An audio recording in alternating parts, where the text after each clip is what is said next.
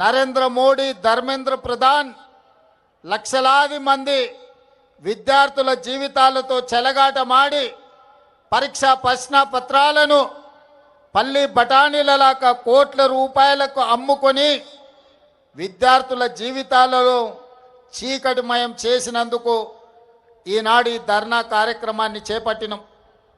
మిత్రులారా, ఢిల్లీ నడి వీధుల్లో జంతర్ మంతర్ నుంచి చలో పార్లమెంట్ మార్చ్ కార్యక్రమాన్ని ఏ రాజకీయ పార్టీనో రాజకీయ పార్టీల కార్యకర్తలు తీసుకోలేదు. నీట్ పరీక్షలు, నీట్ అంటే ఎంబీబీఎస్, బీడీఎస్ ఇతర డాక్టర్లు కావాలని ఇంటర్మీడియట్ పూర్తి చేసుకున్న పరీక్షలు పూర్తి చేసుకొని డాక్టర్లు కావాలని కేంద్ర ప్రభుత్వం నిర్వహిస్తున్న పోటీ పరీక్షలో లక్షలాది మంది దేశం నలుమూలల యువకులు యువతులు ఈరోజు ఆ పరీక్షలు రాసింది. వాస్తవంగా డాక్టర్లకు అందరికీ జాతీయ స్థాయిలో పోటీ పరీక్షలను నిర్వహించి జాతీయ స్థాయిలో మెడికల్ కాలేజీల్లో ఉన్న ఖాళీ సీట్లను ఇందులో ర్యాంకులు సాధించిన పిల్లలకు డాక్టర్లుగా ఎంబీబీఎస్లో, బీడీఎస్లో, ఇతర శాఖలలో, ఇతర తరగతుల్లో అడ్మిషన్లు ఇవ్వాలి.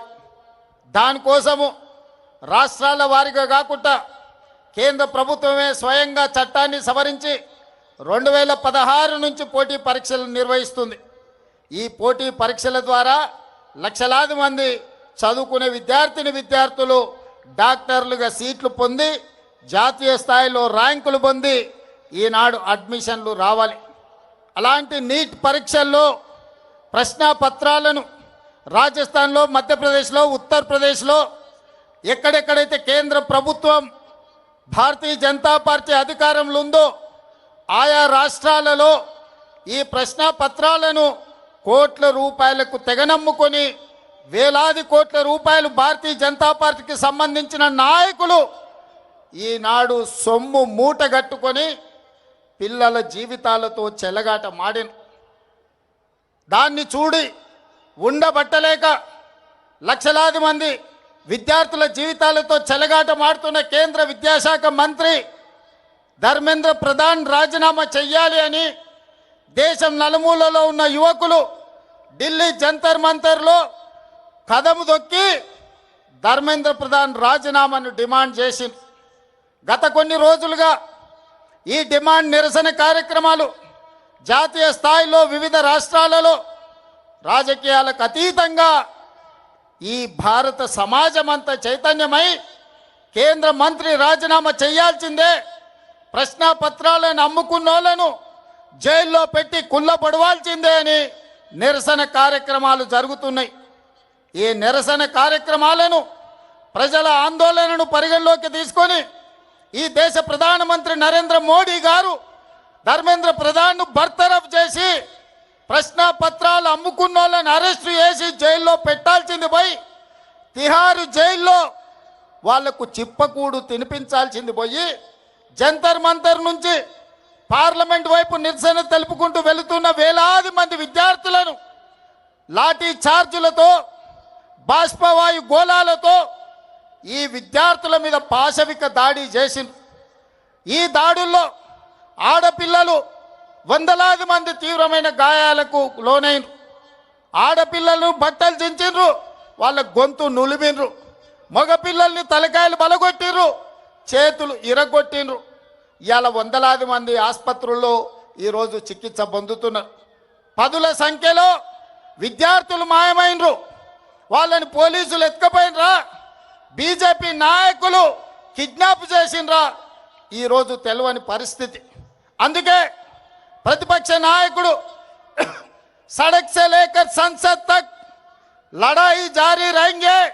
जो जिन विद्यार्थियों को जंतर मंतर में अब लाठी चार्ज किए, आप गोली चलाए, उनके तरफ मैं आवाज उठाऊंगा, उनके मदद में मैं मैदान में आऊंगा। ये मेरा जिम्मेदारी है। मैं ये नौजवानों को हिम्मत दिलाना चाहता हूं అని రాహుల్ గాంధీ, ప్రియాంక గాంధీ గారు, మల్లికార్జున్ ఖర్గే నాయకత్వంలో ఆయన ఇంటి నుంచి ప్రధానమంత్రి ఇంటి ముట్టడికి బయలుదేరి. మిత్రులారా, ప్రజాస్వామ్యంలో నిరసన తెలపడం అనేది డాక్టర్ బాబాసాహెబ్ అంబేద్కర్ మనకిచ్చిన రాజ్యాంగ హక్కు. పార్లమెంటరీ వ్యవస్థలో ప్రజల సమస్యల్ని ప్రస్తావించడం ప్రజాప్రతినిధుల బాధ్యత. అందుకే 20 తారీఖు నుంచి ప్రారంభమైన లోక్సభ, రాజ్యసభల్లో ఈ ప్రశ్నపత్రాల లీకేజీ, కేంద్ర ప్రభుత్వ వైఫల్యం, ధర్మేంద్ర ప్రధాన్ బర్తరఫ్కు సంబంధించి పార్లమెంటులో చర్చకు తీసుకోవాలని లోక్సభ స్పీకర్ గారిని కాంగ్రెస్ పార్టీ, ఇండియా కూటమి అడిగితే ప్రభుత్వం అనుమతిస్తలేదు. నరేంద్ర మోడీ ఒప్పుకుంటలేడు. నేను చర్చలు చేయను పో అని స్పీకర్ గారు చెప్పారు. ఇది నిజంగా ప్రజాస్వామ్యానికి దురదృష్టకరమైన పరిస్థితి. ఇది ప్రజాస్వామ్యానికి చీకటి రోజు.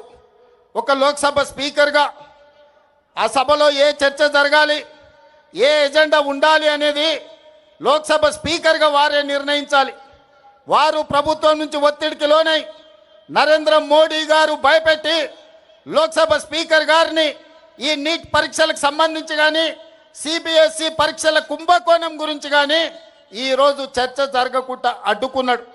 మిత్రులారా, ఈరోజు లోక్సభ స్పీకర్ మీద, ఢిల్లీ పోలీసుల మీద ఒత్తిడి తీసుకొచ్చి ఈరోజు నరేంద్ర మోడీ గారు పాశవికంగా కాంగ్రెస్ పార్టీ నాయకుడు రాహుల్ గాంధీ గారిని కొడితే రాహుల్ గాంధీ గారి ముక్కులో నుంచి రక్తం చిందింది. ఆ రక్తం ఈ నేలను తడిపింది. నేను ఒక్క మాట చెప్పదలుచుకున్న నరేంద్ర మోడీ గారికి, నరేంద్ర మోడీ గారు ఈ దేశ ప్రజల కోసం రక్తం చిందించడం గాంధీ కుటుంబంలో రాహుల్ గాంధీ మొదటివాడు కాదు, రాహుల్ గాంధీ చివరివాడు కాదు. ఆనాడు మహాత్మా గాంధీ గారు ఈ దేశం కోసం 30 ఏళ్ళు తెల్ల దొరలతో కొట్లాడి ఈ దేశానికి స్వతంత్రం తీసుకొచ్చిండు. 30 ఏళ్లలో ఎన్నడూ కూడా తెల్ల దొరలు కూడా లాఠీ ఎత్తడానికి మహాత్మా గాంధీ గారి మీద భయపడ్డారు. అలాంటి మహాత్మా గాంధీ గారిని స్వతంత్రం వచ్చిన మొదటి సంవత్సరంలోనే మీ తుపాకీ తూటాలకు బలైపోయిండు. అది మీ ఆరంభం. గాడ్సే వారసులు మీరు. గాంధీజీని ఆనాడు పొట్టన పెట్టుకున్నారు.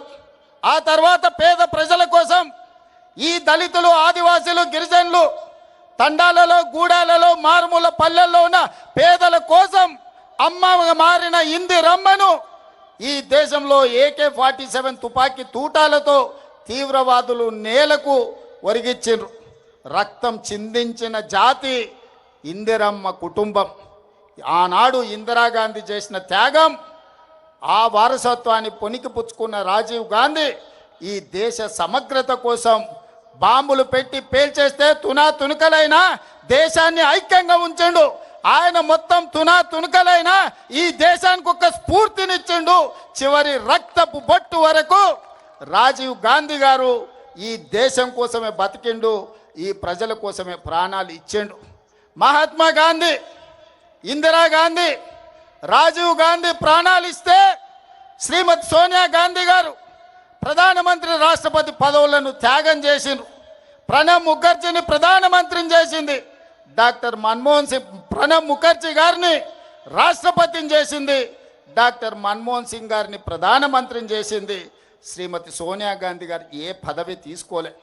అలాంటి సోనియా గాంధీ గారి వారసుడు రాహుల్ గాంధీ గారు 2004లో ఎంపీగా ఎన్నికైనా 10 సంవత్సరాల అధికారంలో ఉంటే మొదటి 5 ఏళ్ళు మంత్రి తీసుకోలే, రెండవ 5 ఏళ్ళు ప్రధానమంత్రి తీసుకోలే. ప్రతిపక్షంలో 10 ఏళ్ళు ఉంటే ప్రతిపక్ష నాయకుడిగా మల్లికార్జున్ ఖర్గే గారిని, లేకపోతే బెంగాల్కు సంబంధించిన నాయకునికి ప్రతిపక్ష హోదా ఇచ్చిండు.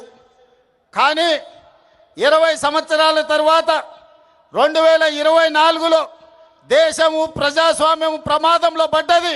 రాజ్యాంగాన్ని మార్చాలని, రిజర్వేషన్లను రద్దు చేయాలని నరేంద్ర మోడీ కుట్ర చేస్తుంటే ఈనాడు ప్రతిపక్ష నాయకుడుగా రాహుల్ గాంధీ గారు బాధ్యత తీసుకున్నారు. మరి నేను అడుగుతున్న ప్రతిపక్ష నాయకుడిగా రాహుల్ గాంధీ గారు చేసిన నేరమేంది, ఘోరమేంది? మొట్టమొదట ఈరోజు ఒక నేపథ్యాన్ని చెప్పాలి. సిబిఎస్ఈ 10th ఇంటర్ పరీక్ష హిట్ టీవీ యాప్ ఇందులో short news, live news, entertainment shows, movies, digital magazines తో పాటు మీ జిల్లా వార్తలను కూడా ఫ్రీగా చూడొచ్చు. ఇంకెందుకు ఆలస్యం, వెంటనే హిట్ టీవీ యాప్ ని డౌన్లోడ్ చేసుకుని ఫ్రీగా ఎంటర్టైన్మెంట్ పొందండి. Hit TV app. Hit TV app. Please download hit TV app. Hit TV app ని ఫ్రీగా డౌన్లోడ్ చేసుకుని ఎంజాయ్ చేయండి. మీకు నచ్చిన ఎంటర్టైన్మెంట్ కోసం హిట్ టీవీ యాప్ ని ఫ్రీగా డౌన్లోడ్ చేసుకుని ఎంజాయ్ చేయండి. హిట్ టీవీ యాప్ ని డౌన్లోడ్ చేసుకుని ఆస్వాదించండి, ఆశీర్వదించండి. ఇంతమంది సెలబ్రిటీలు హిట్ టీవీ యాప్ ని డౌన్లోడ్ చేసుకోండి అని చెప్తున్నారంటే ఎంత మంచి యాప్ ఆలోచించండి. అమెరికా అమెరికా అమెరికా అమెరికాలో చదవాలనుకునే వాళ్ళకి విశ్వసనీయమైన పేరు మన శౌర్య కన్సల్టెన్సీ. UK లో 1 year masters. UK లో 1 year masters. 2 years work permit up to 5 years visa. Contact Saurya Consultancy. Contact 89851 89851.